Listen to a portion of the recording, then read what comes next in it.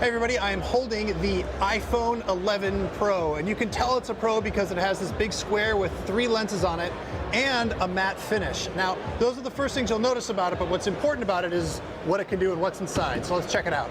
So I said I wanted to move on from the matte finish right away, but I actually don't because it's really nice. It feels much better. Now this is a new kind of glass that Apple says is more durable, and it seamlessly goes into that camera bump. It's all one piece of glass, which should help with its durability. The other thing that you'll see on the outside is a new Super Retina XDR display. Now, what does all that mean? Well, it means that it can get even brighter. It can get up to 1200 nits, and it has a 2,000,000:1 contrast ratio. But I think most importantly for me, and maybe for you, is that it's 15% more battery efficient, so it should help your battery last longer. Apple says that the 11 Pro gets 4 hours more than the iPhone XS, while the 11 Pro Max can get up to 5 hours more than the iPhone XS Max. Now, the other reason that this should be more efficient is it has the new A13 Bionic processor. It is, of course, faster than the last processor, and Apple says that it has the most powerful GPU or CPU ever on a smartphone. And you know what? That's not that much of a surprise. It's not like anything was catching up to the A12 in the first place, but this is definitely doing a pretty good job rendering a web page really, really fast. Now, the most important thing to talk about is the cameras. There is a telephoto, the standard wide angle, and now an ultra wide. There's 3 there. They're all 12 megapixels, and they can all basically record the same quality video and take basically the same quality photos. So not a single one of them is the worse quality than the others overall. So if we look inside the camera app, actually, weirdly, my favorite thing is this new redesigned camera app. So when you're in the standard 1X mode, the viewfinder fills the whole screen, which looks cool, but also it lets you know the mode of photo you're taking without having to see a little button.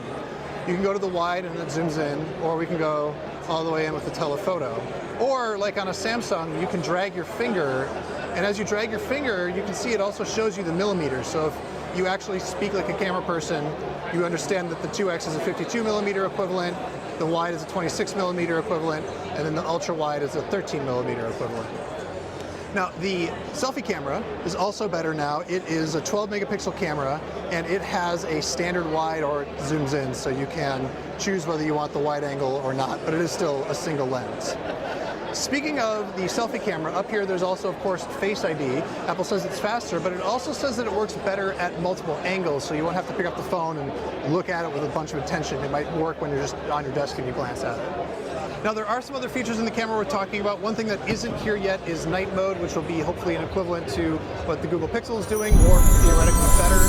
You also have this new quick capture feature, so instead of just taking a photo, I can hold my finger down and it'll start recording a video there, which is really nice. It works basically the way that, like, I don't know, Instagram works, which I much prefer that. The other thing that it's doing is a whole lot more machine learning. So if we take a photo here, they're doing a lot of analysis of what's in the photo, which will theoretically allow it to pick up things like they showed, like sweater grain and so on. I have no idea if it's actually happening here, but for certain scenes, they're doing a lot more neural analysis and machine learning on the photo itself to improve its quality.